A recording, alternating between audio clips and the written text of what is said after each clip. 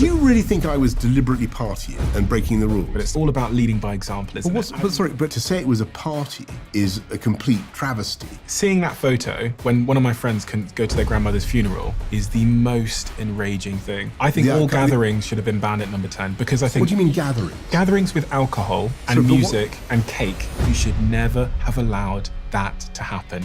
I apologise for that. Boris Johnson! The former Prime Minister of the UK. Whose reign included Brexit, COVID, and the Ukraine war. He's one of the world's most famous politicians. On this point of Brexit, how did David Cameron react when you said you're going to vote Leave? He said, if you come out and support Leave, I will f*** you up forever. But if you support Remain, you can have a top 5 job in the cabinet. But is that not a bit corrupt? And is that how the jobs are dished out in the government at the moment? Look, I'm sad to say that this has probably been the way politics has been since the dawn of time. And then this letter you wrote about the decision to leave or stay within the EU, which was unpublished. You seemed torn. So do you regret Brexit?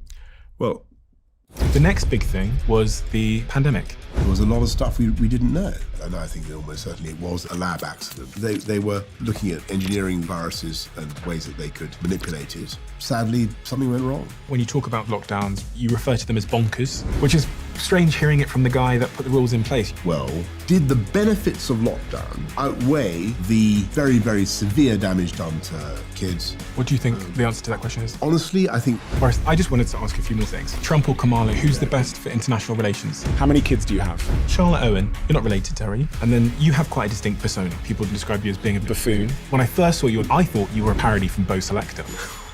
Is it calculated? Well, to get people interested in politics, you've got to sugar the pill. But also, your mother said you had certain mechanisms to cope with pain because your mother is sent to a psychiatric facility when you were 10. I read there was physical violence in the house. And then at 14, your parents get divorced. Yes, we were in Somerset. My father told us, and I was cross and said, so why did you have us then?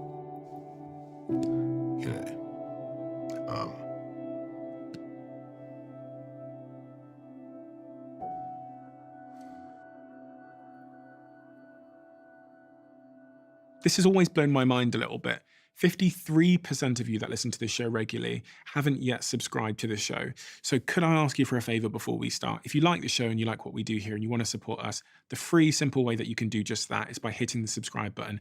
And my commitment to you is if you do that, then I'll do everything in my power, me and my team, to make sure that this show is better for you every single week. We'll listen to your feedback, we'll find the guests that you want me to speak to, and we'll continue to do what we do. Thank you so much. Boris. Steve. What do I need to understand about your earliest years to understand the man that you are today? I think the key thing is my wonderful, happy, very kind of peregrinating childhood in the company of my siblings. The key fact was that after 18 months of existence, my sister Rachel was born. And ever after, it was just a constant struggle to keep the pretense of primacy with my siblings. But I think it is probably true to say that healthy, incessant sibling interaction, competition, whatever you want to call it, rivalry, definitely played a part in my formation. And we used to make fun of it too. We used to think it was rather pathetic. We all knew that there was a culture of trying to win.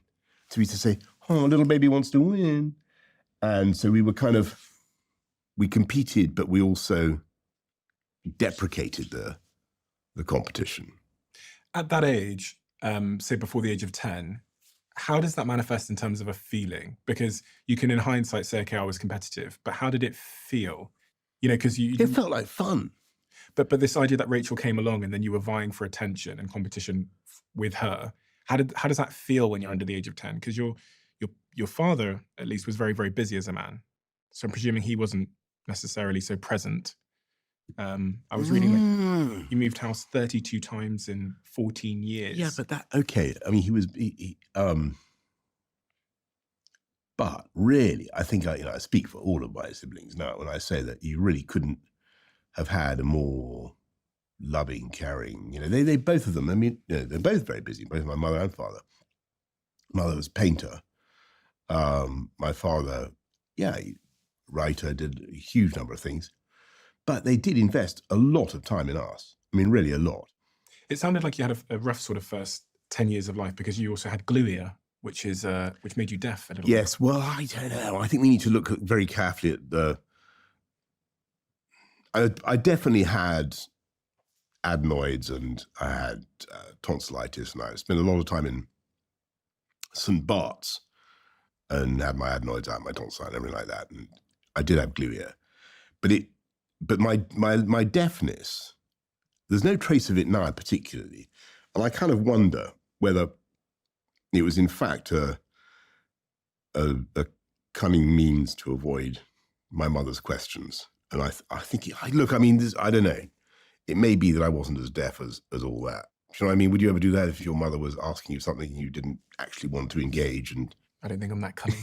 do you know what I mean? Not at 8 years old. Your mother, Charlotte, she had 4 children. You were the oldest of those 4. She seems to be a really important character in your life. In fact, when I opened up the first couple of pages of the book, you dedicate the book in memory of Charlotte, your mother. I do. She was an artist. She had many paintings of her children, but also other things. I saw some of those paintings. I did some research on those paintings. But one of the sort of really pivotal moments in her early upbringing is that she suffered from obsessive compulsive disorder. She did, yeah. You're, 10 years old when your mother is put as an inpatient in a psychiatric hospital? And you're apart for 8 months. Something like that, yes. What impact does that have on you in terms of shaping the Boris that we know today, if any? I mean, I remember it all very, very well. And it's hard to say exactly what impact it had on me. But I think what certainly happened was that all 4 of us, all four of the children that my mother had, we definitely kind of coagulated as a group, because it was a tough time. There were aspects of it that were tough because, she wasn't always there. And so I think it did breed a certain kind of group solidarity.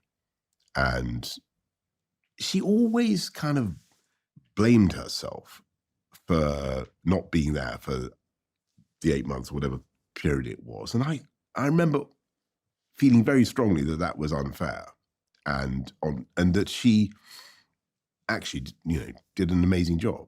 And, you couldn't have asked for more.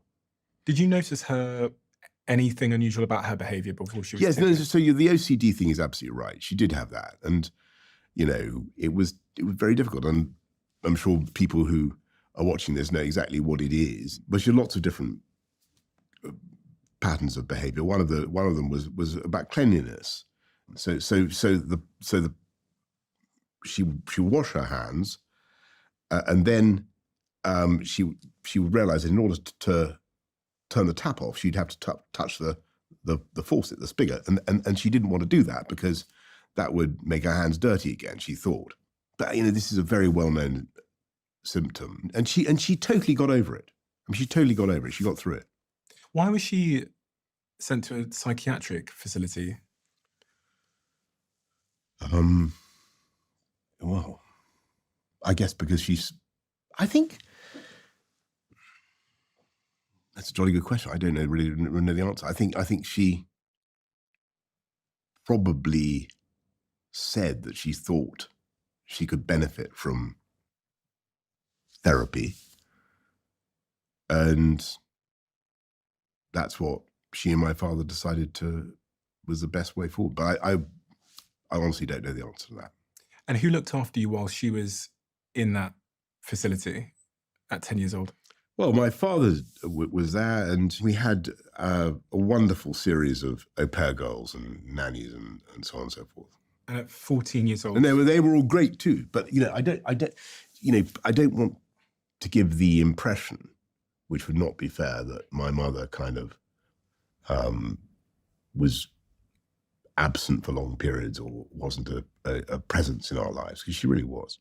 It was more her words. I saw her doing an interview where she was talking about her belief that you had certain mechanisms to cope with the pain of her going to the facility for 8 months, but then also the divorce when you were 14. I thought those ages, that sort of puberty age where you're figuring yourself out, to get such a jolt of bad news is... Yeah. I think that's, I mean, classically, yes. And look, I'm not going to, I think you're onto it. There was an element of self-defense that then, many kids in my position, our position, then develop. But I do insist that they both remained remarkable parents. It wasn't like we were suddenly cut adrift by either of them. On the contrary, self-defense. Well, I don't know. I mean, I'm quoting her on me, by the way. So I'm quoting you, quoting her. But you were there, so you understand. Well, yeah, but I mean, And you're a I smarter don't. man. But it didn't occur to me at the time. Yeah, I don't think it can for a 14-year-old. But in hindsight, as a man, you go, okay, that created a pattern. I don't know, but I mean, but maybe. I mean, I've got nothing else to compare it to, right? Mm-hmm. You're growing up anyway. You're becoming more self-reliant. You've got to do things for yourself. So I think, so go back to where it was with my brothers and sisters. I think certainly, it was another thing that drove us all together. Why self-defense, and how did that self-defense manifest in terms of behavior? God, I'd be the worst type of. Let me think. Well, how did my self-defense manifest? I suppose I became. Yes, unquestionably, it was painful. So how did I protect myself against that? Well, one obvious thing to do, which I suppose we all do, and I think I found the best therapy for every type of pain, emotional pain, is to try to lose yourself in your work. Emotional pain is about it's about self-esteem. So like when parents split up, the shock is, well, you can't love us that much, but if you're doing this, right, that's what it's all about. Which is not true, of course, but that's what children feel. They feel it's their failure. There's something wrong with them. And that's not true, but that's how kids feel. I suppose to protect myself against that, like, I had a natural avenue to build up my self-esteem, and that was academic work, that kind of thing. But again, another type of competition, and it is a good therapy. Work is a great reliever or distraction. Well, depends on your sort of theory of psychology, but I think it both. Both. Why did they divorce? Do you know? I think, formally speaking, what had happened was that, my mother has simply decided she wanted to make another life, and she found someone wonderful and all the rest of it.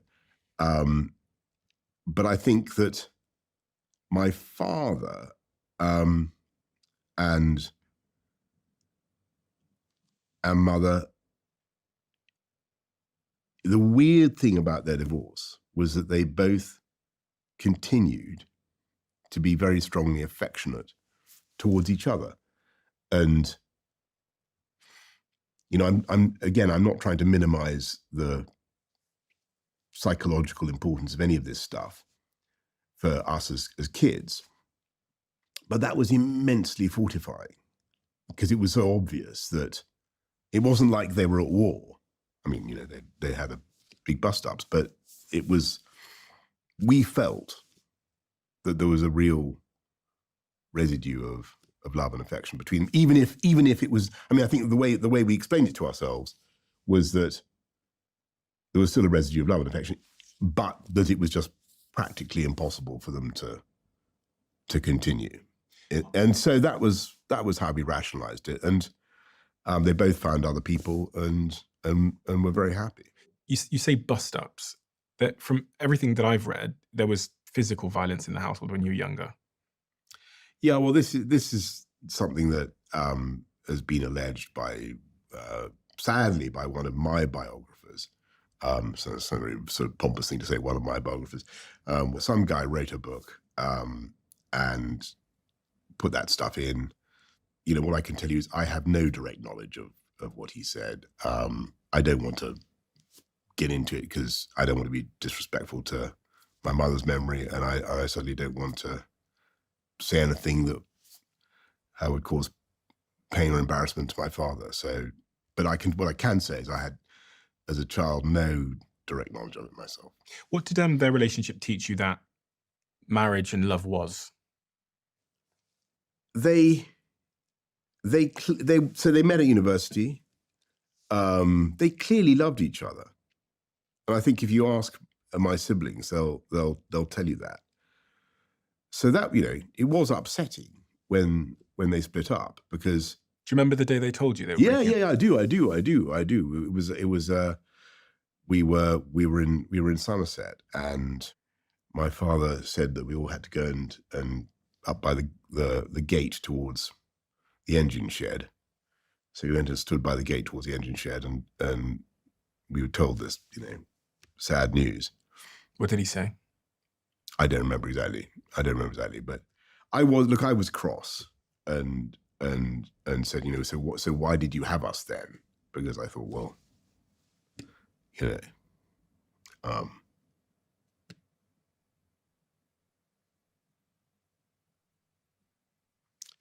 as you know, I think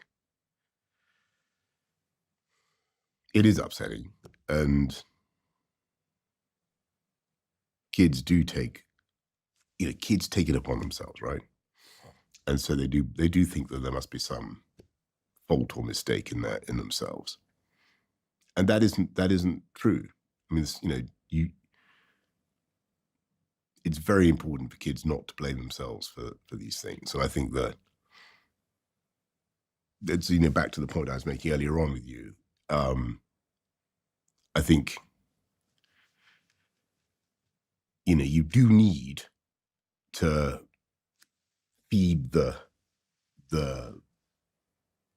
your self-esteem, and you need to get yourself back up again.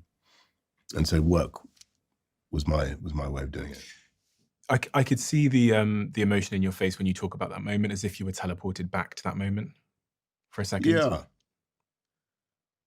Yeah, well, I mean, it may be, I mean, look, I mean, the truth is, I'm now told in retrospect that is what I said. I don't personally remember it. But you remember how it feels. Yeah, but look, I mean, yes, but I really wouldn't want to over egg it, because my parents were incredibly kind to each other after that. You know, when you do this and you throw the coal in the air. I'm just stoking the furnace of my self-esteem. Yeah. You have quite a distinct persona. I mean, much of where you sort of first came to public knowledge was on the TV show Have I Got News for You? Yeah, I know. I think the BBC are they live in permanent state of horror about what they did there, because, you know, I think that's one of the reasons that they have a terrible sense of corporate guilt that they unleashed this thing. Is there a link between your persona, comedic, kind of, you know, people often describe you as being a bit of a buffoon? I actually thought you were this is just being honest, because I feel like it's important to be honest to someone if you've said it behind their back. But when I first saw you on the screen, I was a very young man. I must have been, I don't know, 14. And I thought you were a parody from Bo Selector. Like, I thought that. I thought I thought it was a parody. But then I came to learn, you know, when you did the London Mayor thing, etc., that you were a politician and who you were and where you'd come from. But the external persona is very atypical of a politician. Right. And your general comedic sense, that shows up in the book a lot. You were very comedic on Have I Got News for You. Is that at all linked? When did that behavior show up? Because there was 2 points of reference that I was mulling. One is things your sister said, about where you sort of learned that comedy was a useful device. And the second one is something Jimmy Carr actually said to me. He said to me that he goes, if you ever meet anyone comedic or a comedian, don't ask them if they're depressed. Ask them which one of their parents they were trying to cheer up or win favor from. And I wondered if all... Yeah, and I think, I don't know, I think that one of the things I've tried to do in politics is to get people interested. And one of the things I've tried to do in Unleashed, which is unquestionably a mixture, there's a lot of serious argument in it, but also I'm trying to tell the story in as readable a way as possible. And you have to use, you've got to sugar the pill. You've got to, so it's like a packet of digestive biscuits. Mhm. If you've got to have, so each of the chapters has some solid, wheat germ pabulum, but it's covered with a little layer of chocolate. Did you on sugar... top, so you go down the packet compulsively, and each of those 60 chapters, I think there are 60 chapters in that book, is designed to give you a bit of both. So you the pill that was sugared? You sugared yourself? No, well, I know that there are. It's the fact of the great things that I think that we did. We took back control of our country. We went for a type of independence that people thought was impossible. No, I'm specifically on the persona. And there are complicated arguments about the Middle East, about as a guide to the last 15 years in politics. I think it's pretty useful. But I worked in marketing for about 15 years, so I find it quite fascinating that right now in the world it seems that there's a certain type of atypical personality that's breaking through and being resonant. Is your persona a carefully constructed marketing strategy, or is... Because someone that knows you referred to you as a bit of a loner in private and a quite quiet person. Yeah, no. I have a wonderful life. I spend my time.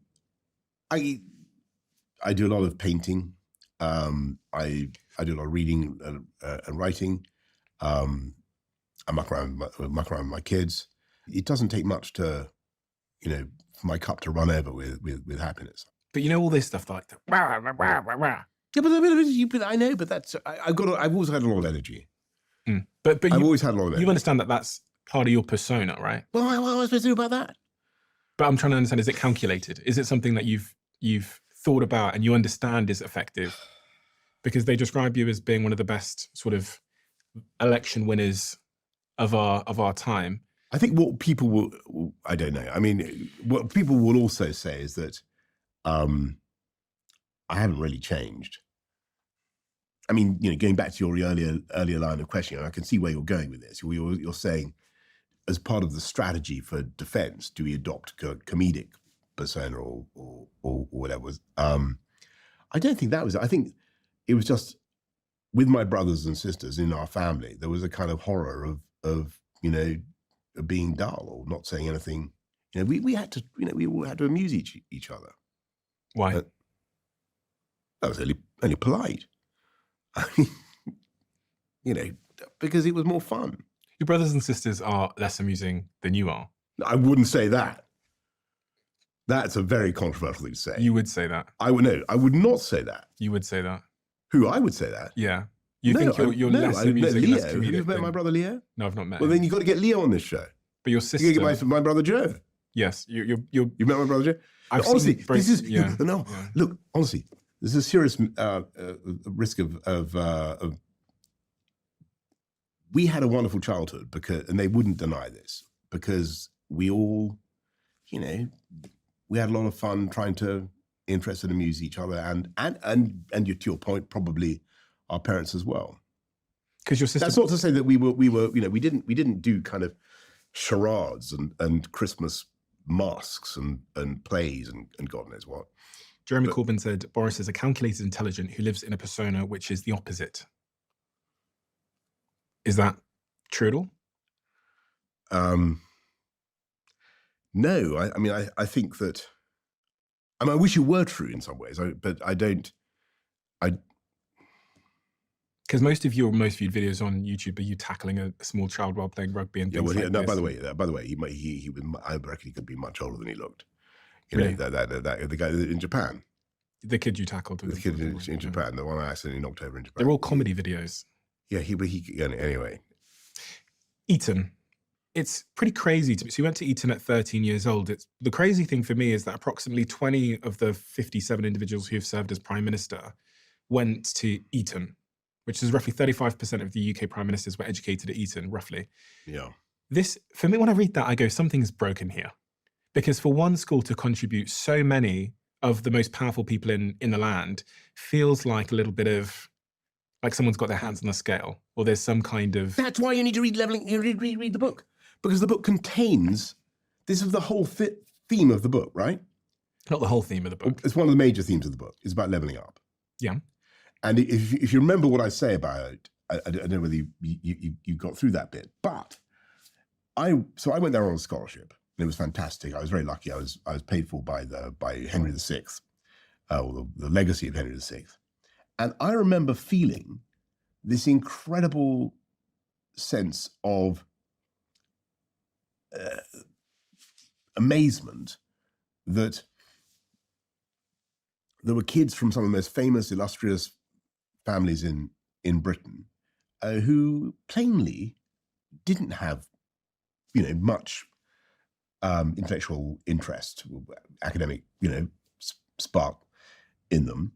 And kids who'd come from backgrounds all over the country who were incredible. And my insight at school, very, very, very young, was that there's a fundamental problem, which is that there is ambition and energy and genius and talent probably completely evenly distributed throughout the UK population.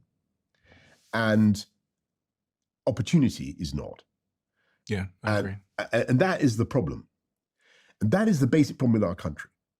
And this country has more potential, arguably, than any other major European economy because it's so imbalanced.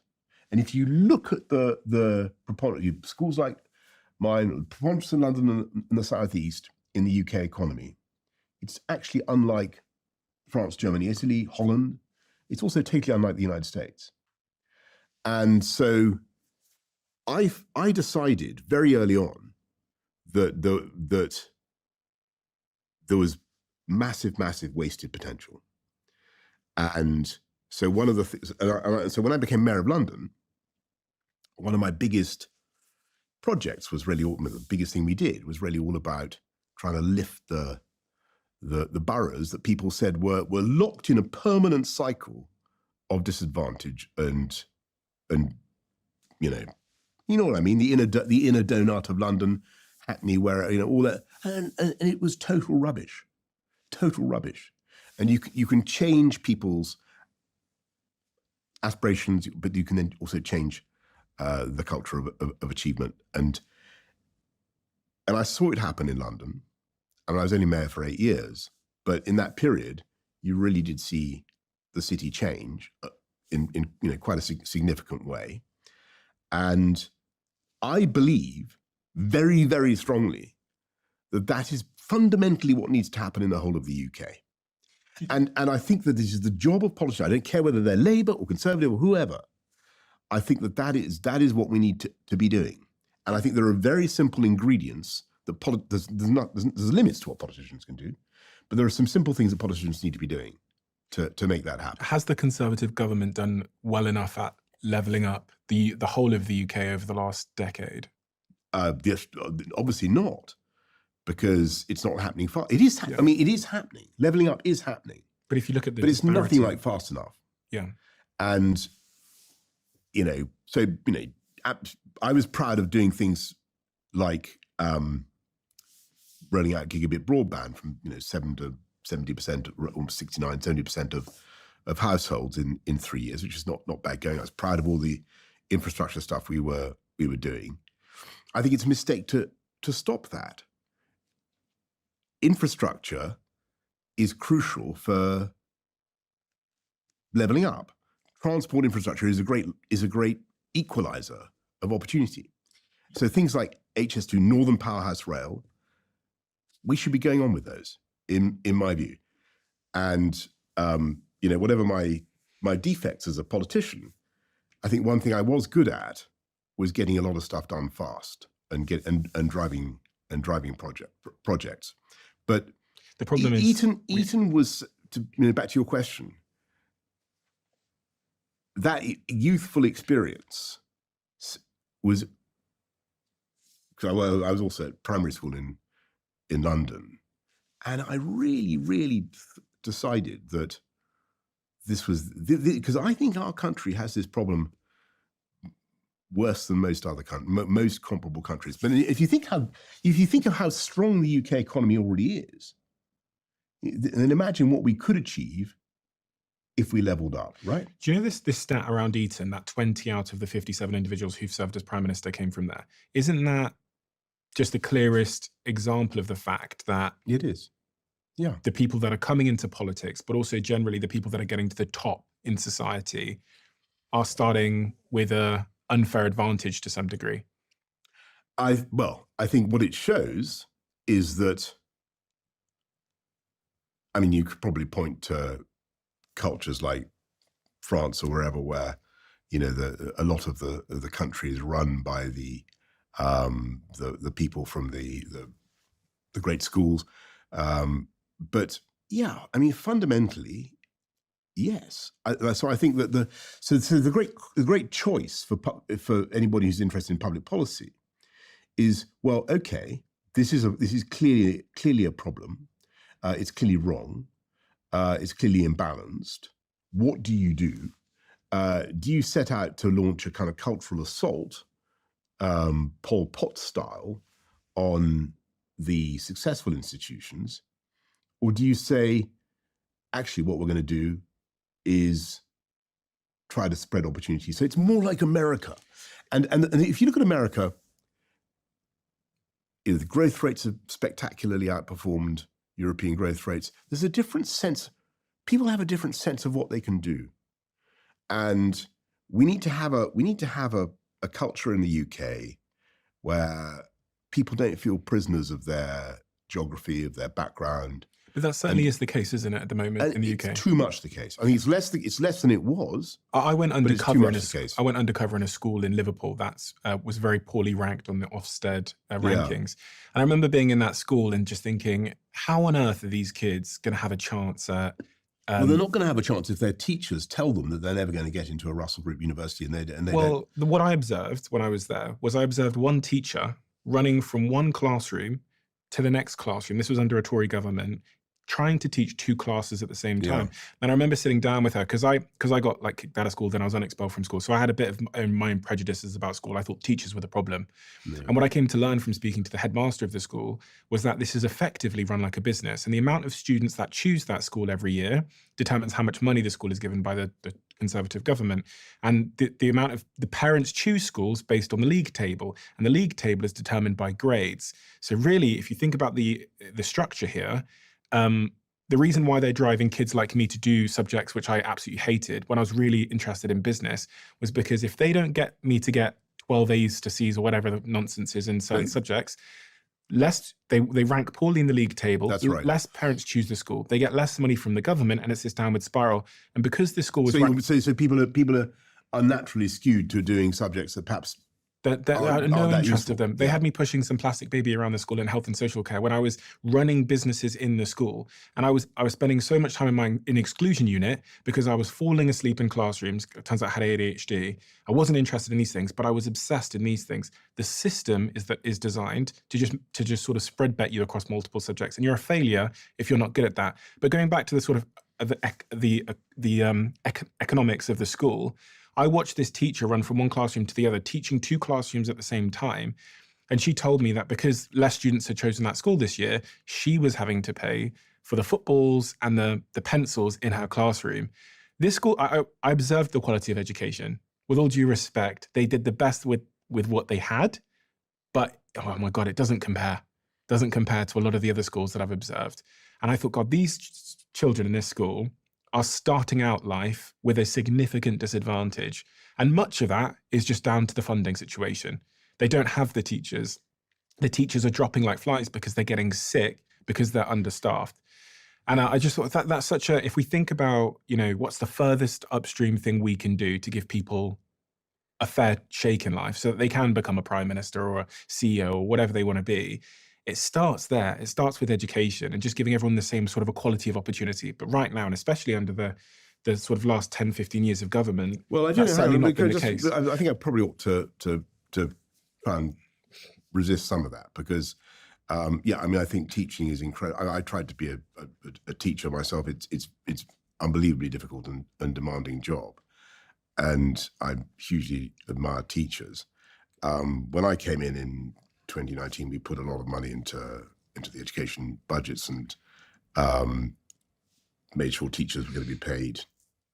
New teachers, a starting salary of at least £30,000, and put a lot of money into further education. And actually, if you look at that period of the Conservative administration, I think most fair-minded people will say, actually, look, the UK went up the PISA rankings for literacy and numeracy. Most people actually would say that education was one of the things where things did get better. And I think the driving out of the whole academy program, I mean, I'm not remotely denying what you say about the teacher the teachers you saw being totally run ragged, and they need the maximum possible support. But if you look at the data, schools did get appreciably better in this country during that period. Now, what I wanted to do was really turbocharge that and give not just school children, but also kids who'd left school at 16, the types of skills that they were going to need to compete and to make sure that business felt that they had in the schools, in the FE colleges, in wherever it was, they had the talent that they needed to invest in that area, because that's ultimately what it's all about. It's about having the confidence that the state is doing enough to deliver private sector investment. That is ultimately what will transform the neighborhood, and you get, instead of getting the vicious circle of decline that you talked about, you'll get a positive feedback loop, and parents want to move there. They want to send their kids to the school. The school get a good reputation, and so things will turn around, as they did in London. Look at London schools. I can't comment on the school you mentioned in Liverpool, but London schools really changed a lot. I think even with the levelling up thing, one of the easiest ways to level up without building the train line would just be to improve the quality of education in these, sure. in these areas. And I think if you look at what Conservatives did, they really focused on that. And they focused on the curriculum, they focused on standards, they focused on quality. And I think that was very important because, I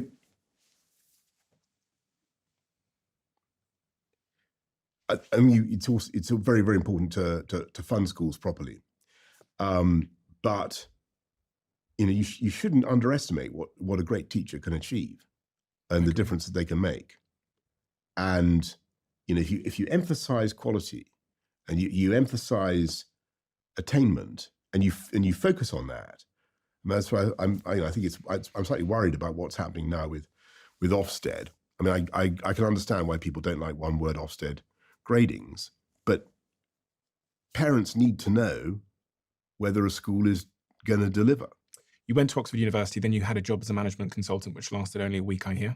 Yeah, I wasn't really cut out for management consultancy, no. You then become a journalist. Yes. You become a journalist for the next couple of years. You Yes. then appear on Have I Got News for You? Is it now faded from the memory? It's slightly fading. It's still a great show, but it's still slightly fading.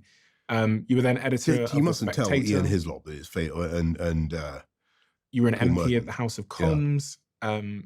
Then eventually you run for London Mayor. Did you expect to win the London mayorship? You see, this is the way I hadn't got the faintest idea. I mean, it seemed, the thing was that I'd actually been quite an admirer of Ken Livingstone in the old days. And I thought that he had some bold and original ideas for London. I thought he was good on the environment. He was good on air quality. He was good on the. I thought there was some good things that he did. But it was clear that after 8 years, you start to get a bit ragged. Did you think you would win? I suppose I must have done. I suppose I must have thought there was a good chance. It was a pretty exhausting campaign. No, but tough. If you asked me if I thought I would win something, I can tell you in hindsight whether I thought I'd win. I did Soccer Aid this year, and I can tell you if I thought I was going to win. Did you think you were going to win when you ran? I thought there was a goodish chance, but it wasn't obvious. I mean, I think the bookies didn't really have me as the favourite for a long time. I think it then changed. I can't remember exactly, but you make your own luck, right? I mean, I had to go in there and make the arguments. I mean, I think that one of the things that Ken didn't pay enough attention to was crime, and I thought there was a real issue that needed to be addressed, and that was the numbers of teenage kids being murdered, and we really, really went at that hard. And again, it was one of those things where, when I, together with a lot of other people, Kit Malthouse, Deputy Mayor, and Stephen Greenhalgh, Paul Stevenson, the Commissioner, Bernard Hogan-Howe, who followed him, we really, really tried to fix knife crime and gang crime. I used to literally lie awake at night worrying about it, because it was so on me. Every single casualty, having to talk to the parents, the misery of their suffering. We really felt it, and it was a good example of democracy, because we'd pledged to fix it, and if we didn't, we had nowhere to go. One of the things I'm proud of is we cut the murder rate in London during my time by 50%. In 2016, at 52 years old, you become co-leader alongside Michael Gove of the campaign to take Britain out of the EU. When I look at your premiership as Prime Minister of the UK, there's 3 really significant moments, isn't there, that typically don't fall all in one person's role as Prime Minister. You had the Brexit issues, you had COVID, and you had the Ukraine war. Yep. Before I talk about those particular issues, in hindsight now, how do you feel about the fact that you had to contend with 3 generational crises and issues? But that's the job of being Prime Minister. But most Prime Ministers don't get but a pandemic, but leaving the EU. Some Prime Ministers have had wars. Some Prime Ministers have had terrible crises, sterling crises, terrible. Do you wish you got a different crises. hand? No, I think actually. Do you think you'd still be in politics now and as Prime Minister if you got a different hand? No, I think there are. Honestly, I think there were other reasons for that. I mean, I'm proud of the things that we did with the country. I think that it was very, people now say, Brexit war. Actually, one of the points I make in Unleashed is that if you look at it, the model of national independence that we got was crucial.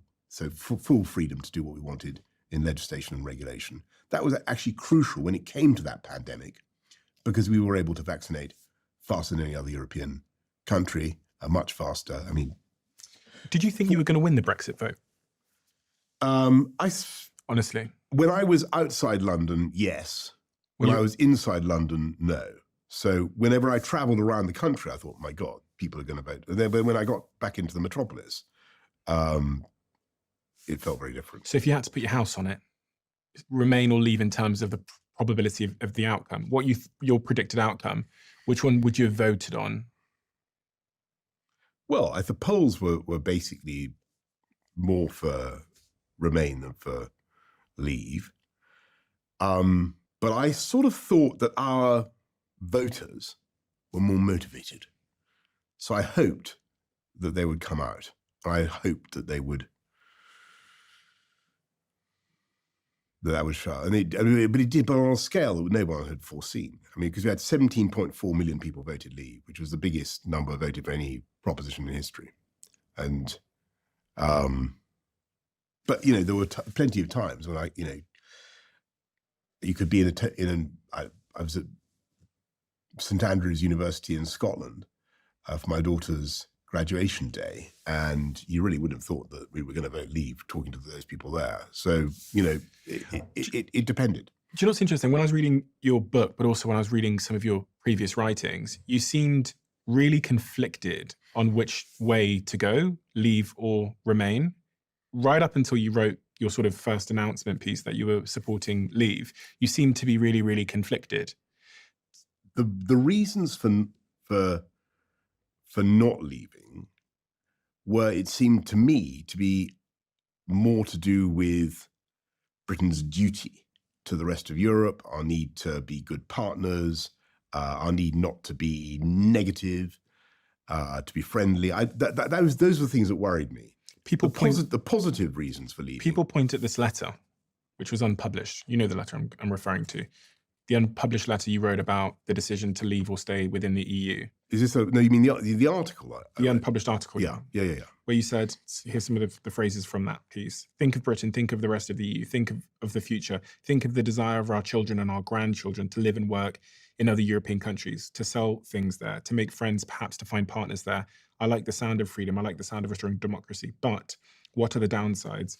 And here we must be honest. There is the worry about Scotland, about the possibility that the English-only leave vote could lead to the breakup of the union. There is the Putin factor. We don't want to do anything to encourage more shirtless swaggering from the Russian leader, not the Middle East, not anywhere. And then there is the whole geostrategic anxiety. Britain is a great nation, a global force for good. It is surely a boon for the world and for Europe that she should be intimately engaged in the EU. Lastly, this is a market on our doorstep, ready for future exploitation by British firms. The membership fee seems rather small for all that access. Why are we so determined to turn our back on it? Shouldn't our policy be like our policy on cake, pro having it and pro eating it, pro Europe and pro rest of the world? So when I read that, but then I read the very vivid description you gave of that night when you were trying to make your decision in your book, Unleashed, and you seemed torn. But the guy that went out and campaigned didn't seem torn. There was a real lack of nuance in the campaign, but there's such a huge amount of nuance in both the moment you were making the decision and the articles you wrote about that decision. There are arguments both ways, and I say it in the book, and it's certainly true that, as I said just now, the case for staying is I think one about not seeming to be hostile, not seeming to be detached, but I had to decide, because the being in the EU isn't like just being in a club where the rules don't change. It's a project to create a United States of Europe with a single currency, with a single parliament, and so on. And I thought that we weren't ever going to get the chance again to have national democratic independence. And as I said, so I wrote, so that article you just quoted was a sort of pastiche of a counter argument, which I wrote for myself as an exercise after I'd already written the piece to come out. And I wanted to set them side by side and to think. But that's nuanced, but the campaign wasn't nuanced. But if you read the other article, yeah, you'll see the points that I came down in favor of. Mm-hmm. And that was about having full national independence and be able to do things your own way. And the trouble with staying in the EU was that it meant that we were going to become less and less democratic. And in the end, you've got to be able to, as a politician, you've got to be able to answer the question, who put you in authority over me, and how can I remove you from office? And the problem with the EU is there's no way they can answer that question, but because they're not democratically. Is there not a way elected. you can reform the relationship with the EU while being in the EU? It's interesting because I was thinking of a football analogy as you're talking there, and right now Manchester United, my team, are having a bit of struggle, right? And my friends in the group chat are saying, do you think that we should get rid of the manager? And I'm saying, when you think about making a decision like that, you also have to factor in what you do after, i.e. who replaces the manager. So many fans will just say, sack the manager. But then the question becomes, but then what? And it was quite clear in your book that although you wanted to leave the EU, you had no idea what the plan would be thereafter. And in fact, but what we needed to do was take back control. And so that's like fire the manager. I'm saying, but then what? No, it wasn't. I was just wanting to win an argument with the public about their democracy and whether they should control it or not. And I thought that ultimately we had to do that. And I think that if you look at, so going back to the points that we were talking about earlier, to growth rates in America and Europe, you couldn't say that the EU model has been economically successful. Not at all. It's got chronically bad growth rates, very low innovation by comparison with the United States. Something is not working. So whatever they're doing in Brussels to provide this great body of regulation, it's not actually delivering results for the people of Europe. I want to be clear. When compared to America, well, so from 2008 on to 15. Take the 15 years, 2008, 2022, whatever, to 2023. But does that mean that the EU is doing something wrong, or that the Americans are doing something right? Because when I think of America, I think of insane innovation. I think of a bit of both. A bit of both. So, the Americans, by the way, would never dream of trading away national sovereignty over anything. They just don't. They never in any way. NATO is a bit of a pact where they've formed. The Americans have complete hegemony in NATO. I mean, that's the. But they joined forces to make the sum greater than the parts. Yeah, but there's no the EU provides a body of new and a continuously evolving body of new law, which the British Parliament can't change. And so to get back to why, I mean, I'm not pretending it wasn't a difficult decision. It was a difficult decision for the reasons that we've gone into. But I wanted our country, to be legislatively free again. And at the heart of the book, you talk about the pandemic being the most difficult thing. It was very, very difficult. And it was very difficult to persuade the British public very difficult to find ways of stopping the spread of the disease. But one thing we did better than any other European country was vaccinate.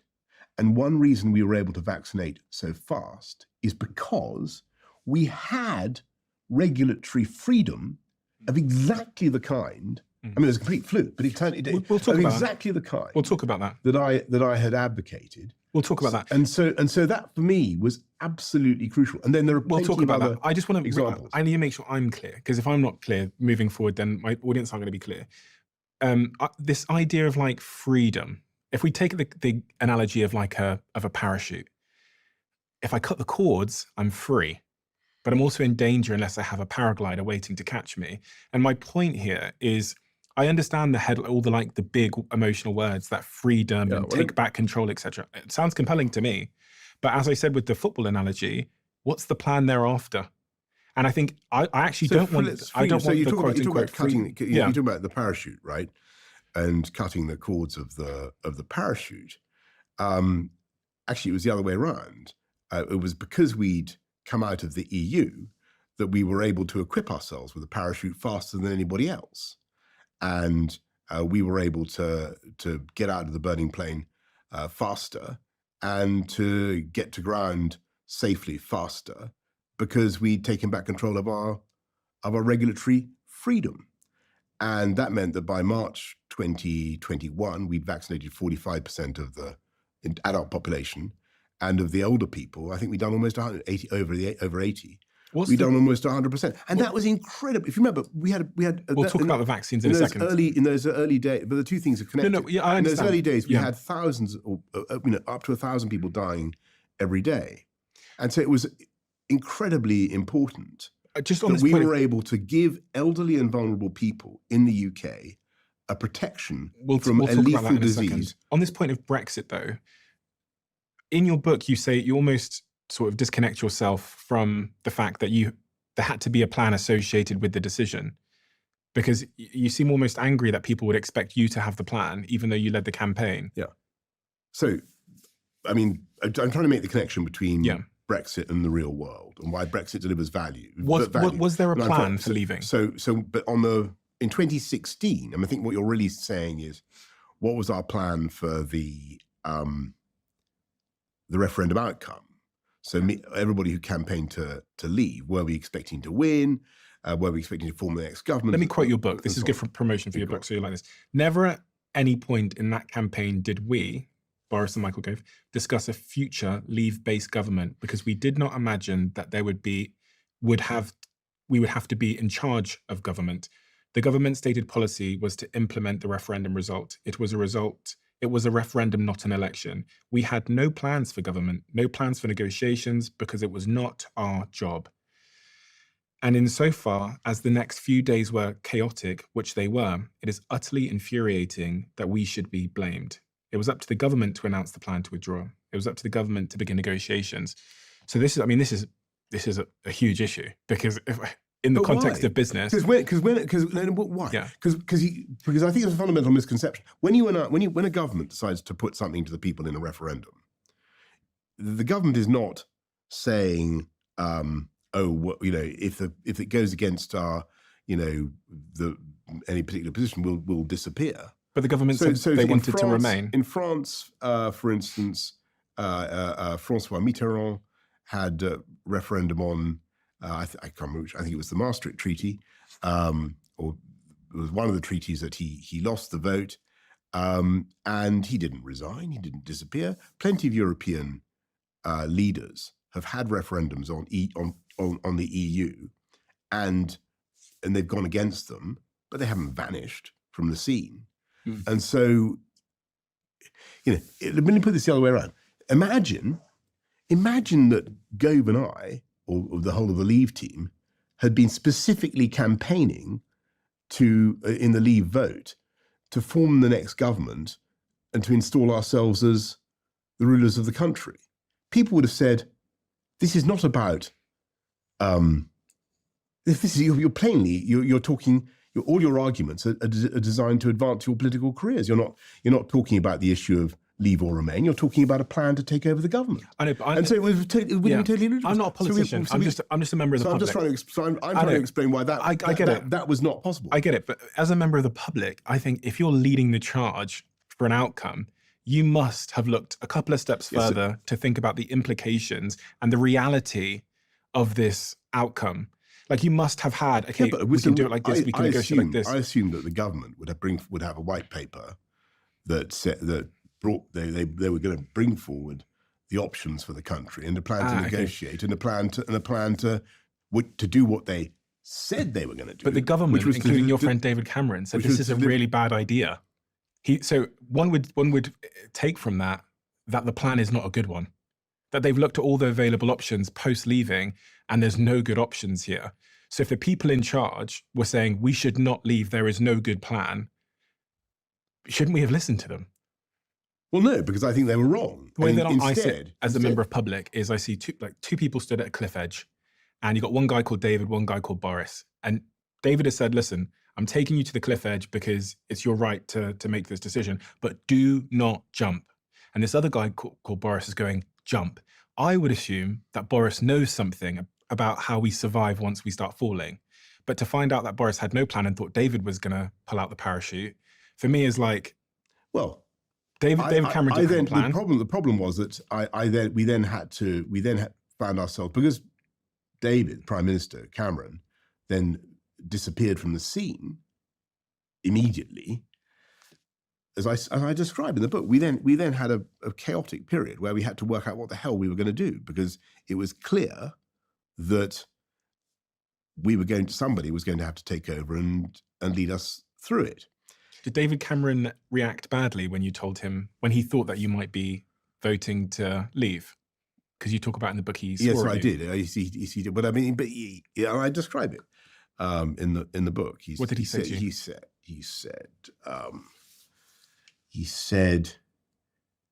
I said, look, I was really struggling with this because I didn't see how I could consistently, because he'd offered me, he said, if you come out and support Remain, you can have a top 5 job in the cabinet. I couldn't work out what a top 5 job was.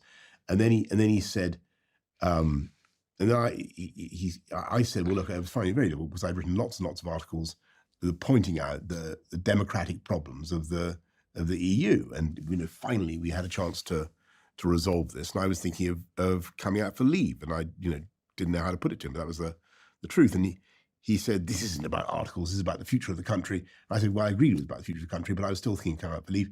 And he said, well, if you come out for leave, he said, I will, and I apologize for using this language. He said, I will fuck you up forever. And which I thought was quite a big, sort of promise to make. He said he was going to fuck you up forever. Forever. And so I immediately went back home after that evening, and cycled back from my office in City Hall and talked to my family, my kids. And one of my kids said immediately, well, you've got no choice, then you'll have to come out for leave. So, I mean, I put that in I put all that in really just to show you that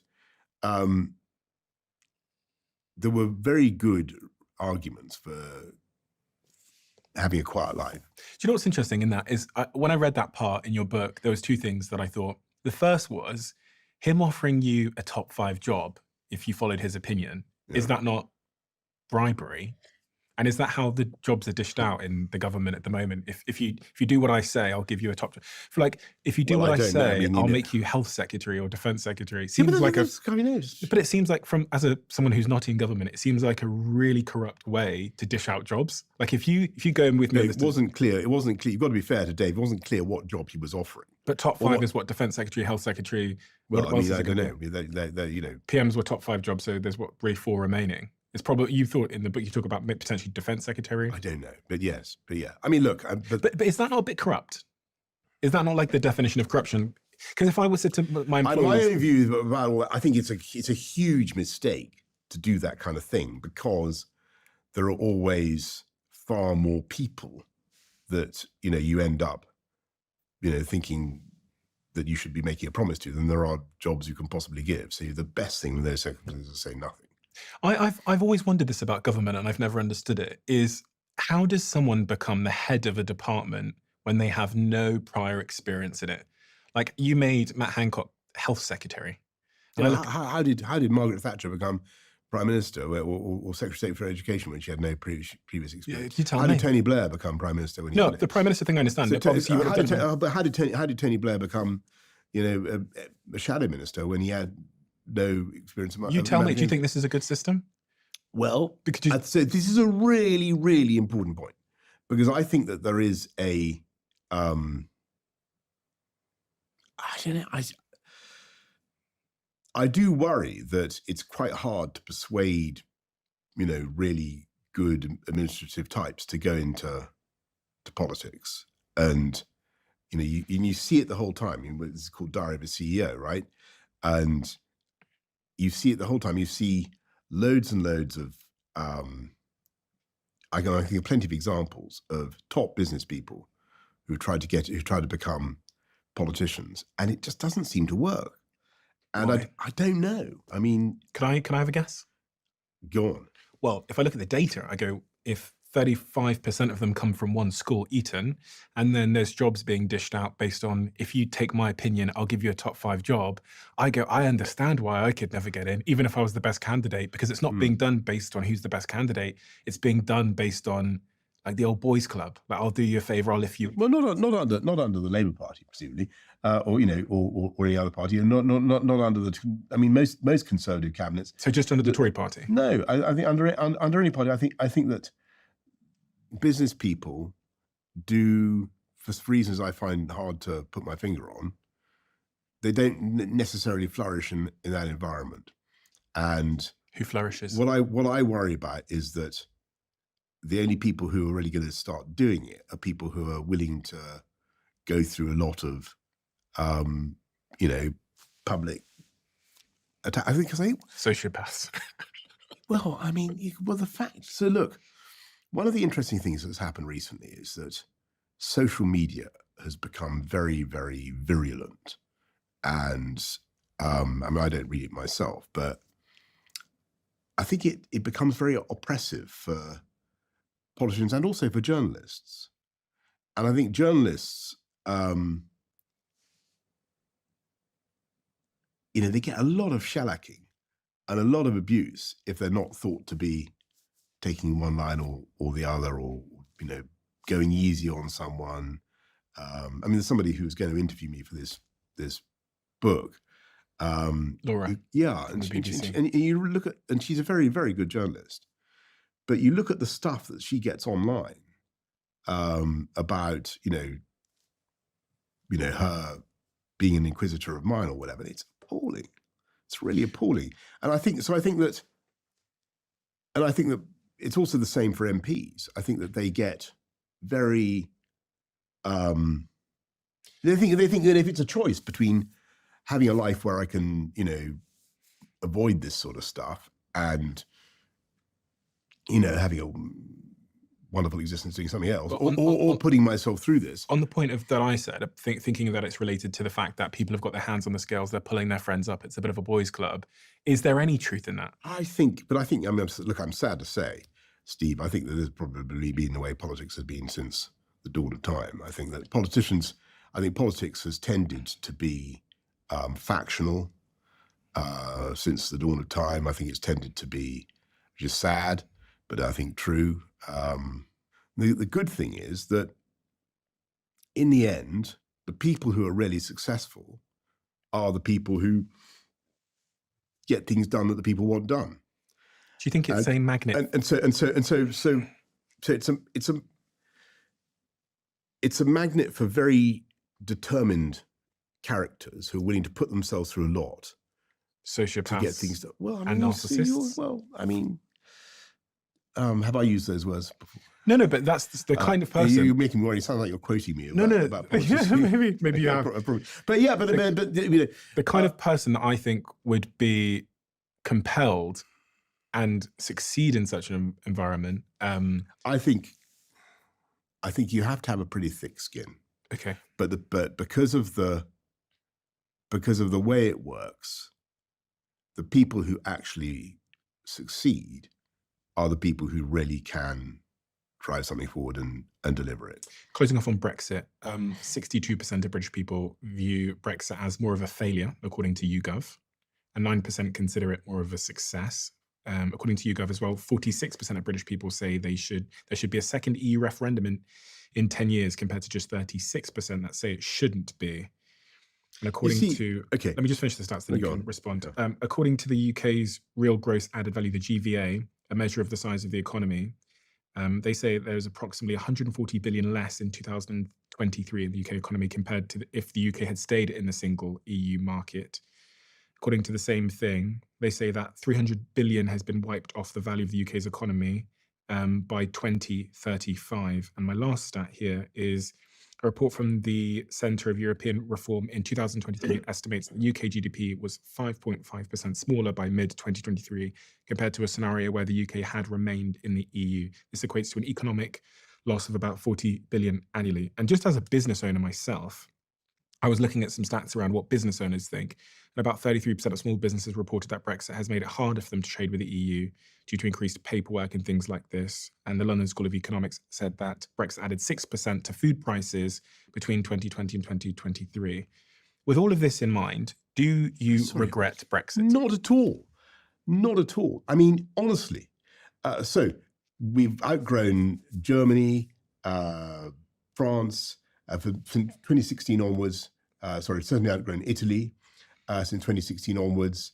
Last time I looked, Germany and Italy were both members of the EU, and when the statistics that you give, I mean, they are dwarfed. For instance, by COVID. Even if you accept that, which I don't necessarily, that Brexit has caused problems, it's also caused massive opportunities because we were able to come out of the lockdown earlier than any other country. Remember, we came out of lockdown in July 2021.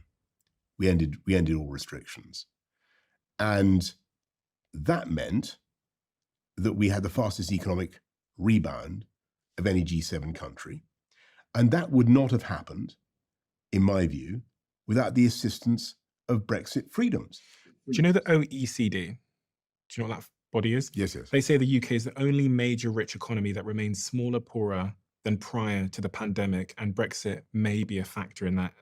And the government's independent watchdog, which I know you know, the Office for Budget Responsibility, thinks the UK will ultimately be 4% worse off than it would have been had it not voted for Brexit. Do you know, in business, everything is a trade-off. Everything is a trade-off. So you must be able to identify the trade-off that the UK has made for all of the upsides that you claim Brexit has delivered. So I think it's intellectually honest of anyone to be able to identify both sides of the argument here. So what is the trade-off? What has Brexit cost us? What's it cost us? What's it cost us? Yeah. Look, I think that it's certainly true that the way that some of it is being managed by some of our European friends is unnecessarily bureaucratic at the moment. I think that will get better. I accept that criticism. I don't think it's the end of the world, but I do think ultimately the advantage of being free to do your own thing, free to run your own country, to control. You didn't tell me a trade-off. No, I have. I think the impact for us in the UK. Bureaucracy. Yeah. For me as an average citizen, what's the trade-off? What's the downside? Yeah. Well, I think it's certainly true that some businesses are finding it harder to. There is paperwork that I don't think there needs to be, and we need to fix that. But I think that we have technological solutions to that.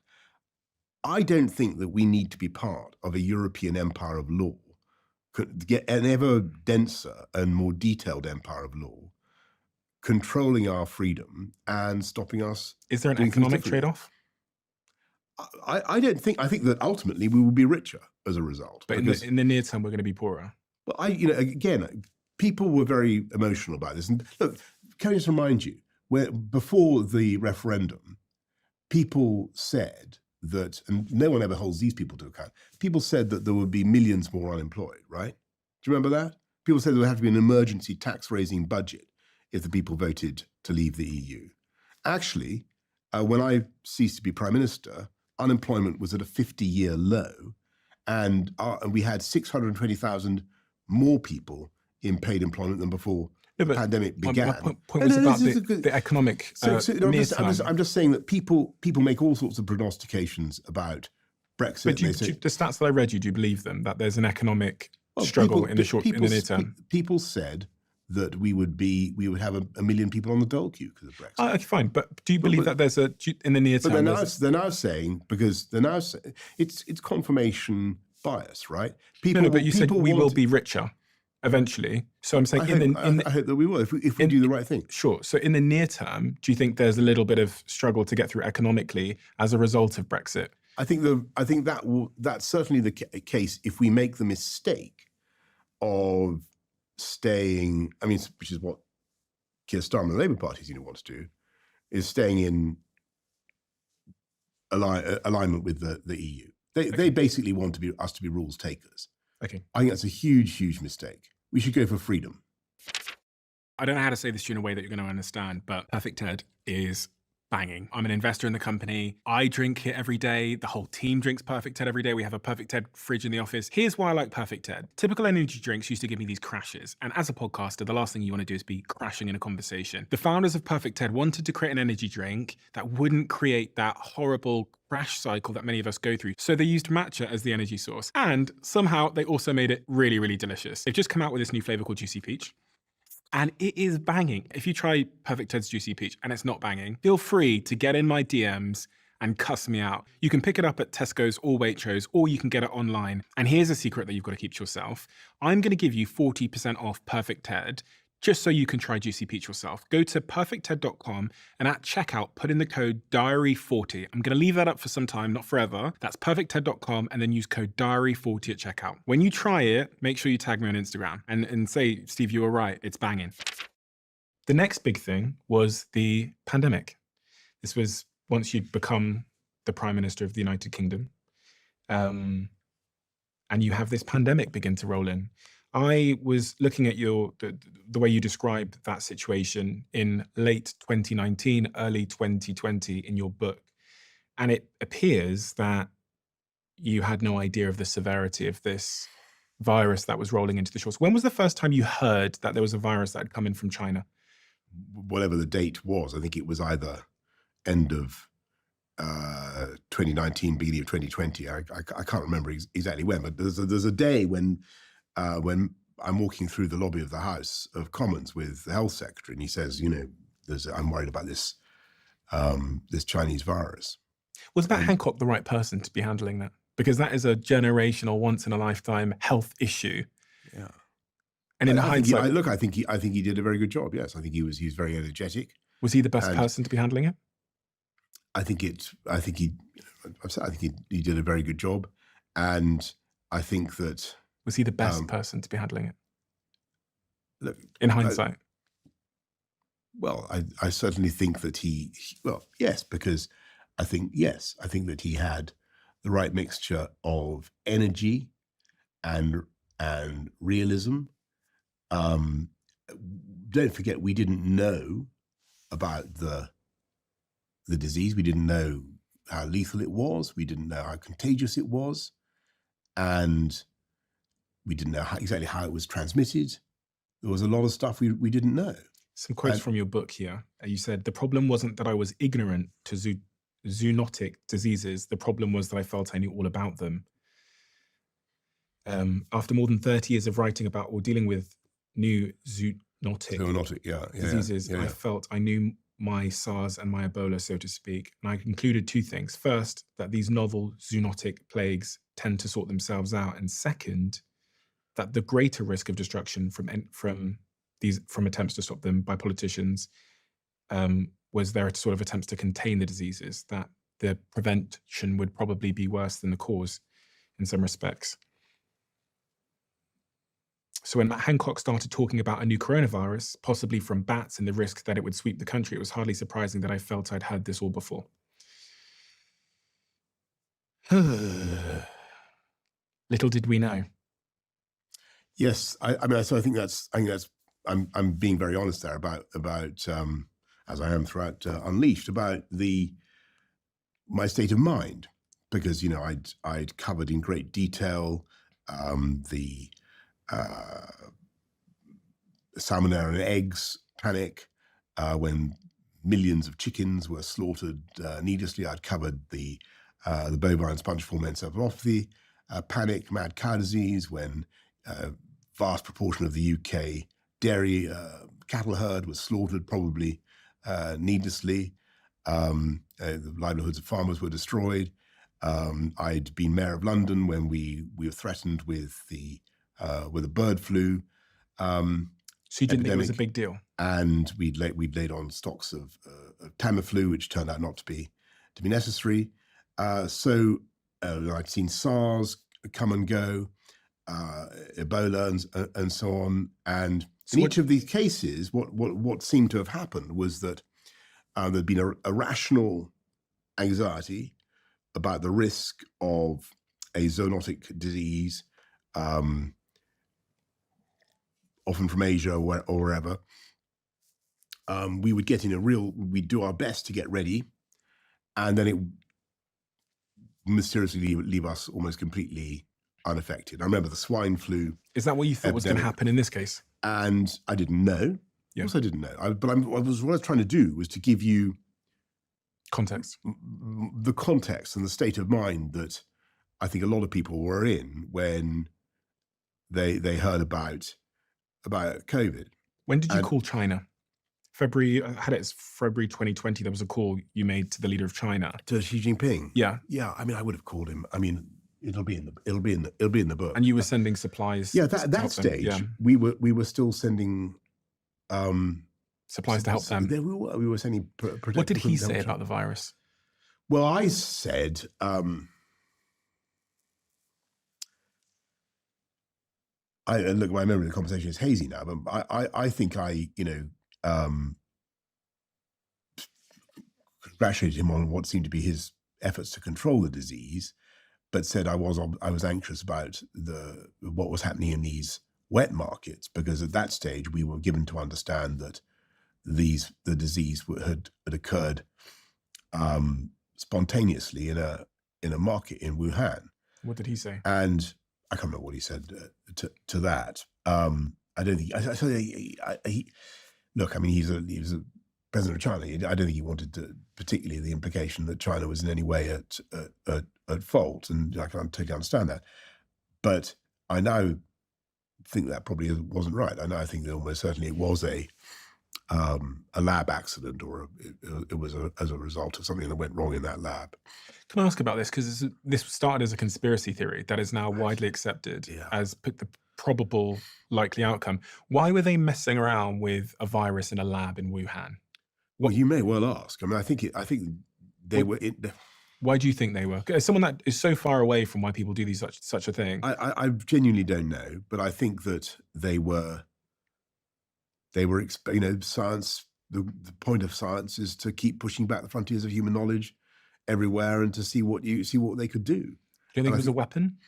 I didn't have any reason to think so. I didn't have any reason to think so. I think it was a terrible accident. I think the thing escaped from the lab. I think that they were looking at engineering these viruses, just looking at function gain of the virus and ways that they could manipulate it. And sadly, something went wrong. That's my best guess, and a lot of people now seem to think that. You called Trump around this time as well to speak to him about it? I did. Yes. What did he think? Well, I mean, he took the firm view that, China had a case to answer, but so did a lot of people. And in the book, you talk about the World Health Organization's response being seemingly hesitant because they wanted to keep Beijing in favor. Yes, I think a lot of scientists were anxious about cheesing off the Chinese. And I think a lot of scientists, because China is very heavily involved in the support and sponsorship of a lot of academic research and so on. So there was a sort of hesitance. I felt, I mean, I might have been wrong about this. My impression was there was a sort of gingerliness about seeming to finger the Chinese too much. On lockdowns, it's interesting that I was reading in your book that around the 8th of March, you start to see what's going on in Italy. And I think we can all vividly remember those scenes from those Italian hospitals where there was patients in the corridors being pushed around on trolleys and there was not enough beds. And I think for me as well, that was one of the big moments where I realized, watching it actually play out on Twitter, that this was an incredibly serious situation, something that I'd never seen in my lifetime before. Was that the penny drop moment for you, that this wasn't just another bird flu? Or I was very anxious about it because I knew the Italian healthcare system. I thought it was broadly excellent, and I remember when one of our kids had fell into a swimming pool in Italy once. When everybody was having a lie-in, it's about the most shattering thing that could ever happen to you, and the Italian pronto soccorso came.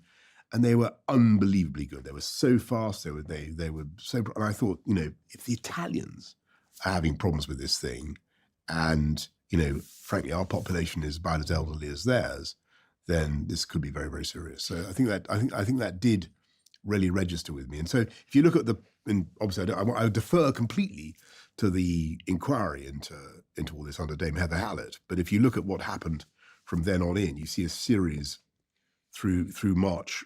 Up till the 23rd of March, you see a series of intensifying steps to try to get people to take precautions. What I observed, I saw that in the book, and you kind of have the stages that you break down that you went through from that moment onwards. What I observed, though, and I think this is probably a fair estimation or a fair description of what happened, was there was indecision. Because it seemed like there was facts coming from one ear, facts coming from the other ear, and there was almost a bit of paralysis. And when you look at the rest of the European numbers, which I was looking through yesterday, about when different sort of European markets made that decision, the UK appears to make the decision to lock down much slower than all the other European nations. Slower to close the schools, the shops and events seem to be later than our European counterparts. And Matt Hancock went on to say that... Well, don't forget, they were ahead of us in the epicurve anyway. Mm-hmm. So they were. So you mentioned the Italian situation, yeah, and they were already ahead of us, and we could see that we were going to have to bring in measures. But, again, this will be for the inquiry to comment upon, but it's pretty clear to me that we couldn't reasonably have instituted these measures in the UK, which were novel and draconian, in advance of the scientific advice or opinion. But on and that's point, what it would have been. Them being ahead of us isn't relevant, because the chart I have here shows how many days it took us to take decisive action after the third death. And it shows that for all of the European nations. And when I was reading about the information you were getting from scientists on this end and from other people in politics, it was so contradictory that I think I was guessing that that's what caused the indecision, and also your own sort of philosophy towards shutting down society. We had this group called the Scientific Advisory Group on Emergencies, right? The SAGE. And we were going to be led by the science. And we basically I decided that we had to follow what SAGE advised. And for a long time, to your point, they hesitated about schools because of all the disbenefits. And if you remember, the argument was that if you went too early, then there was a risk that you'd have to keep doing it because the public would lose patience with the lockdown. And there was a secondary argument, which was there would then be bounce back. If you went too early and you kept on for you'd then take the measures off, and the virus would flare up again, which indeed did happen throughout the course of the pandemic. So the scientific advice was, it wasn't. I wouldn't say it was particularly confused at that stage. I think it was they were struggling to assess exactly what to do, and there were different views within the scientists about certain things, like Matt Hancock said that we could have saved 30,000 lives, like masks and so on. Is that true? Matt Hancock said, if we'd locked down earlier. I can't say that for sure. I've no way of knowing that. But what I can say is that to have locked down earlier would have been to have gone beyond, to have anticipated scientific advice. It would not have been something. And I'm not an epidemiologist. I'm not a scientist. I was being asked to, what was on the agenda was imprisoning the whole UK population. It wasn't something the scientists were yet recommending. In the book, you seem to question whether those lockdowns really even worked. So I'm not saying that. What I'm saying, so it depends what you mean by work. I think that they certainly did have a role in stopping the spread of the disease, and they helped probably to turn down the curve of the disease. Probably, almost certainly. What I find very difficult to gauge now, and again, this is for Heather Hallett, is to what extent was it the lockdowns what did it, and to what extent was this going to happen naturally as a result of the natural parabola. And you suspect it was going to happen anyway. I'm not. What I'm saying is that to some extent, or to a large extent, it was perhaps going to happen anyway. Perhaps, and given that it was perhaps, or it was to a large extent, perhaps going to happen anyway, the question is: did the benefits of lockdown outweigh the very, very severe damage done to kids' life chances at school, which we talked about earlier? What do you think the answer to that question is? I think that we did the right thing.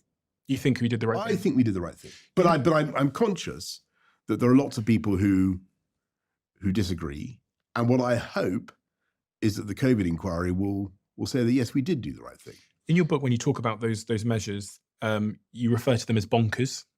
the sort of different areas. Yeah, having, I think that's later. That's by the time. Yeah. That's when we got to the tiering system. the tiering system. You talked to it as bonkers, and you seem Well, that's 'cause surprised that people would follow this stuff, and that they wanted to follow this stuff, which is strange hearing it from the guy that put the rules in place. You think the tiering system was bonkers, and you were surprised I'm that talking anyone. about the hindsight, right? Yeah. So at the time, it seemed so. We had a situation. So coming out of the first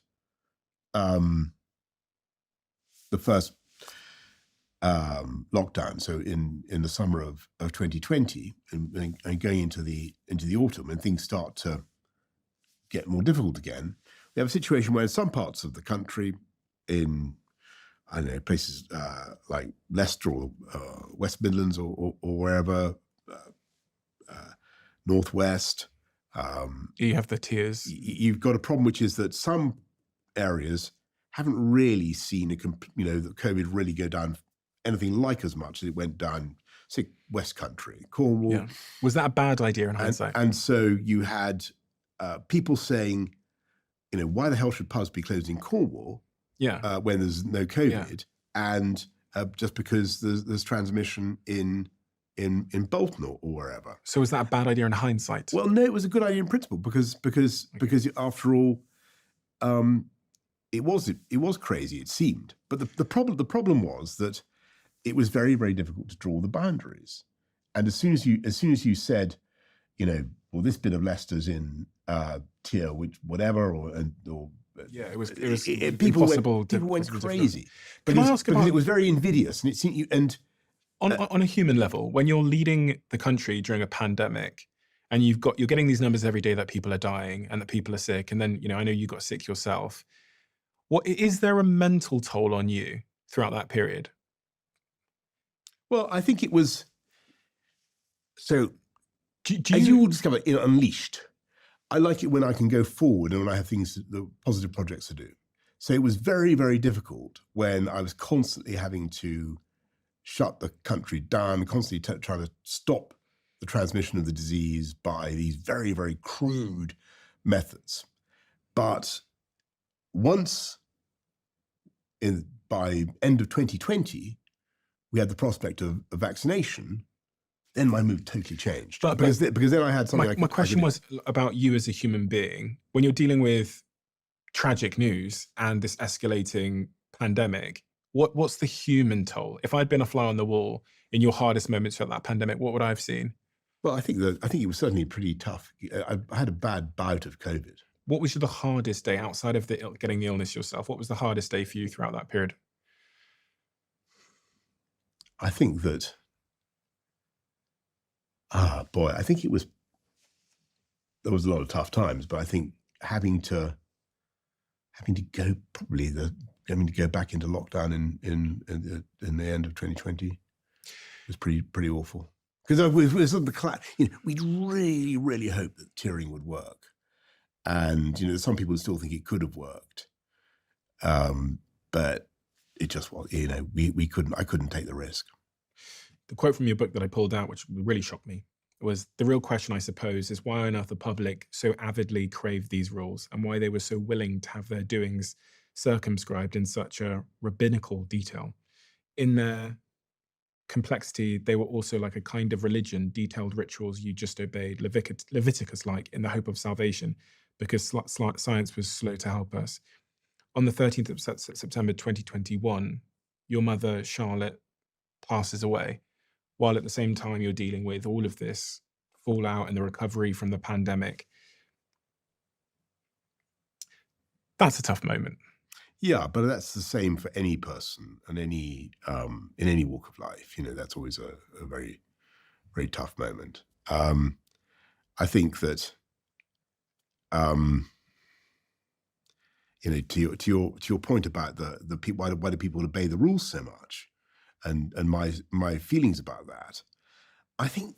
No, I'm asking about your mother here. Yeah, So sorry. your mother passed away in September 2021, and you don't touch on it so heavily in the book, the circumstances of that, but that must be a particularly tough moment for a person that's dealing with all of these other social issues and political issues at the same time.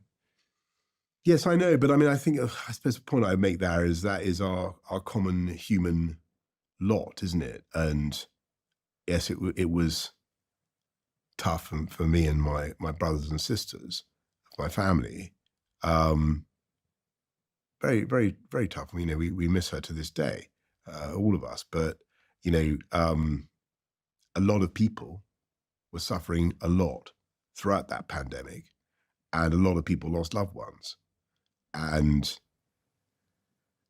you know, I had to be very, very mindful of what was happening every day in households across the country, and I had to try to, and I had a desperately difficult, because one of the interesting things about being prime minister is the way it works now is how much of it is just funneled upwards, and you know, you have to take those decisions.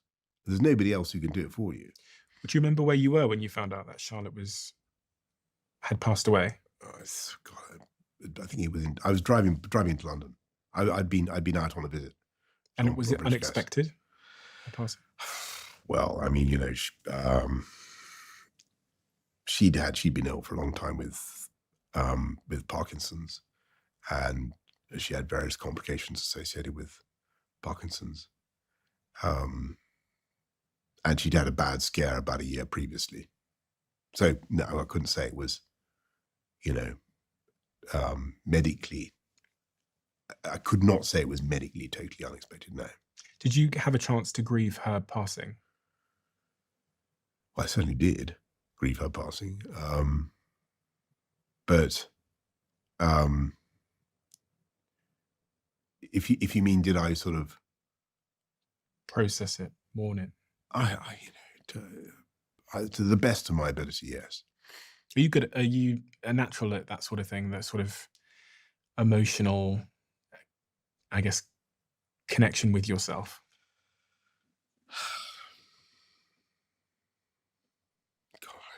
God,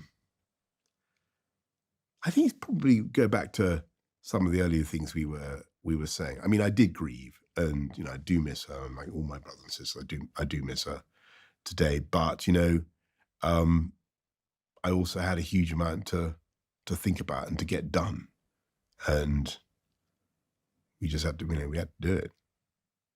Many members of the UK population were also mourning and grieving at the same time, and I think that's why the Partygate scenario, which you talk about in the book, was so enraging for many people, because as someone who, again, is not very close to politics like myself, it's optics here, you know, and I think that's really the issue when you've got people who are unable to see their loved ones because of the situation with funerals and the pandemic.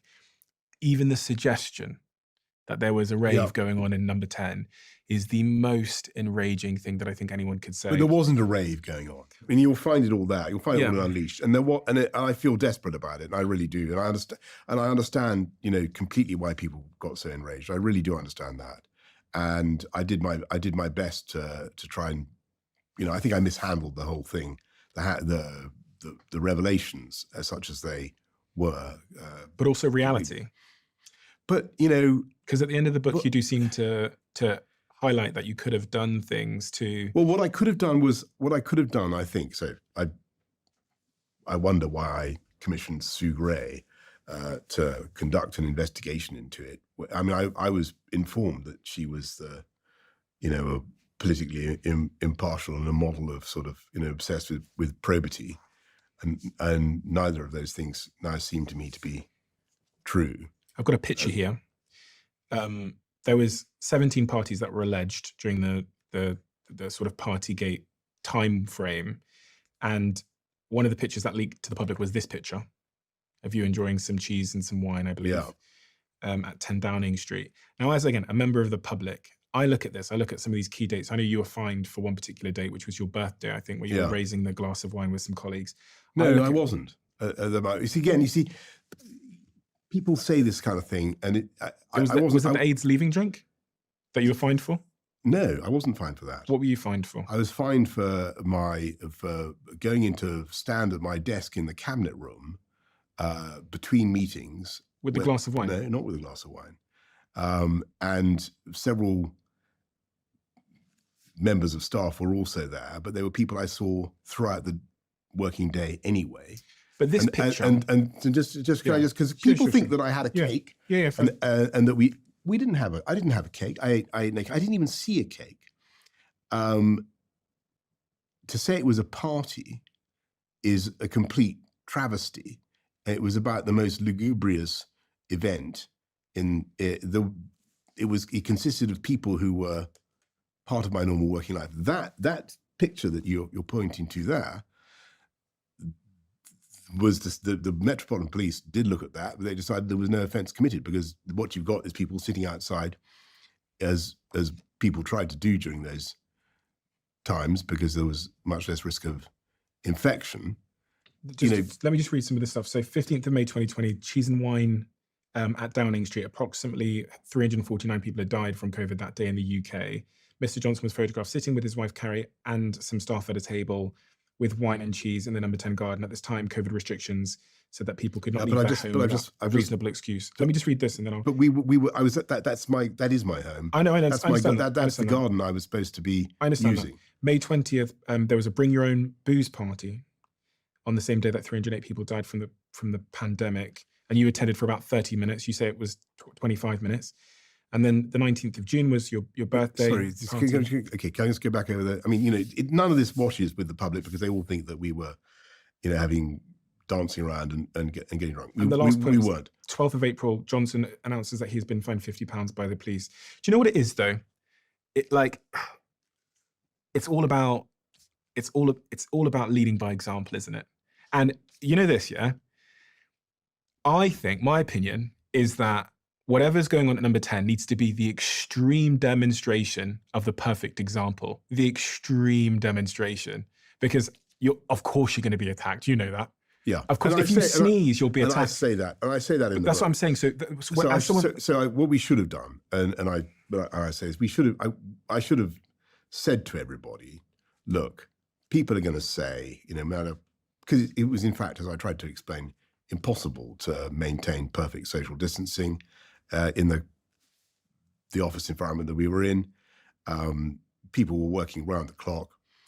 And I think that I should have said something to the staff, like, people are going to be out to get us.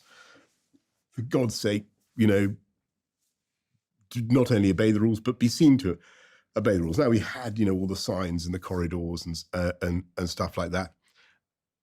I think that there were a lot of people by that stage who were perhaps not altogether friendly to me, who wanted to stitch me up. That's fine. That's fine. But honestly, I can't help but believe, because I try and remain pretty impartial on these things. So I try and apply common sense as like a business person. But do you really think I was deliberately partying and breaking the rules? For me, do you really think that? For me, seeing that photo when one of my friends couldn't go to their grandmother's funeral, and seeing that there's people drinking and appearing to have a whale of a time, just in this photo, but also the other photos where you're cheersing with the wine, I go, you should never have allowed that to happen. Do you know? And I think you agree with me. You agree with me? Actually, no. Because you said at the end of the book, you said, I should have said to my whole team, don't even let them appear to be breaking the rules. In the course of almost 2 years of people working around the clock in number 10 in conditions of great proximity to each other, there were going to be moments when, of course, when colleagues are going away, when you raise a glass to them, unless you're going to ban that. I think you should have. Well, that's a point of view. Because I just think... If you banned alcohol in 1940, we wouldn't have won the Second World War. I think Prime Minister during a pandemic, I think you just have to be the most extreme example. But have we got a ban on alcohol in this country? No, I think genuinely... If we'd banned alcohol in number 10 in 1940... Mm-hmm. I think all gatherings should have been banned at number 10, because I think... Sorry, but we were gathering... that means banning meetings. So what do you mean gatherings? Gatherings with alcohol and music and cake, I think should have been banned. And I've tried to explain to you that there was no cake, or I saw no cake. I was at no event where there was music or dancing. That's total nonsense. Now, maybe those things took place, but they certainly didn't take place when I was there. I think one of the mistakes I made was beginning the whole thing by issuing this general apology. And so what happened was, so the people think that there was Do you still there was apologise? vomiting. There was. Do you still apologise? I don't apologise for allegations of vomiting or fistfights for because they turned out So not what do to you be apologise true. for? And well, insofar as people broke the rules on my watch, and as far as I'm responsible, of course I apologise for that. But what I'm saying in Unleashed is that the problem with leading with a blanket apology was that it then meant that absolutely any allegation that was, I mean, you've just made a couple yourself.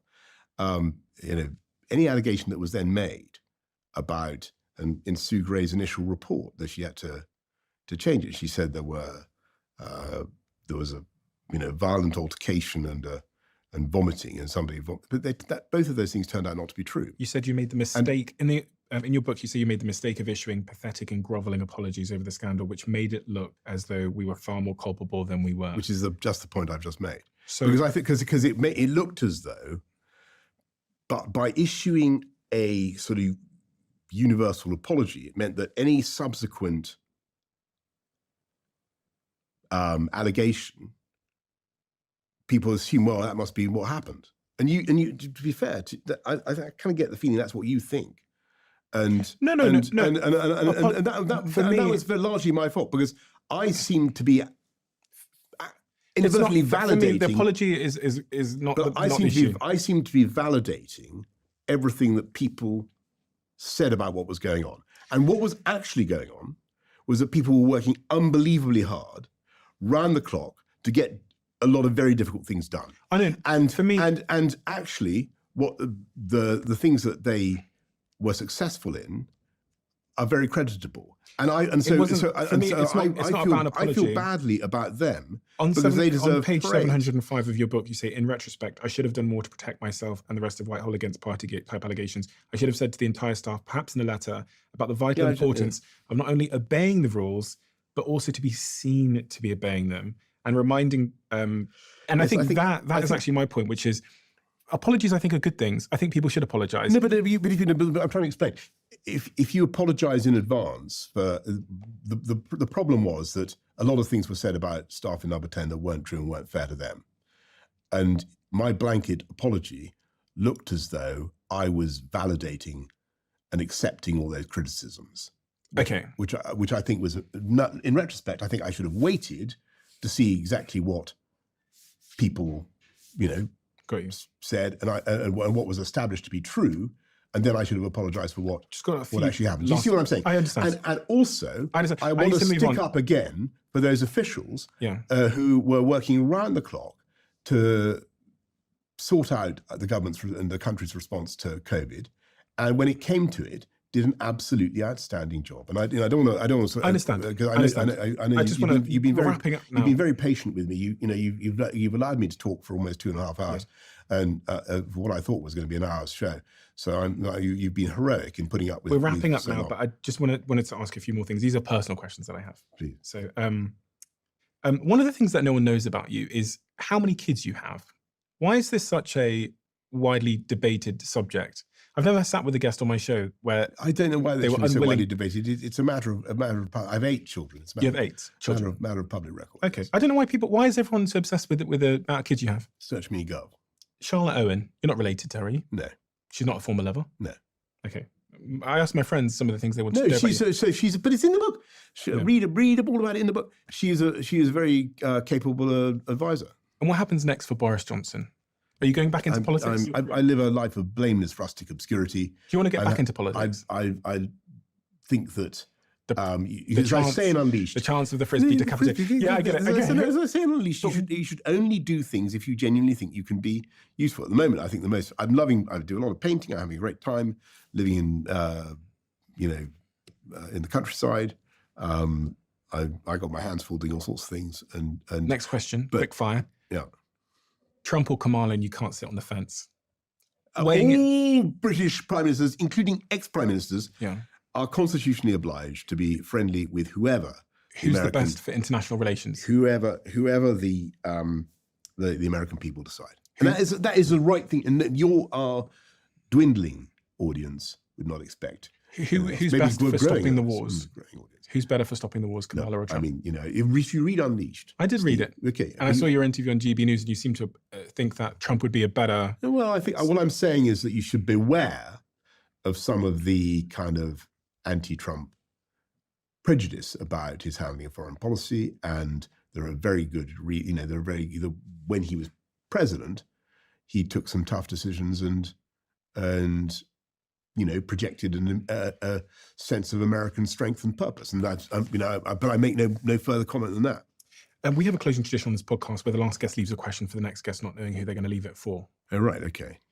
And the question that's been left for you is: success often comes at a price, and one of those is the relationships we lose along the way. Which relationship or person did you lose in the pursuit of your success? Maybe.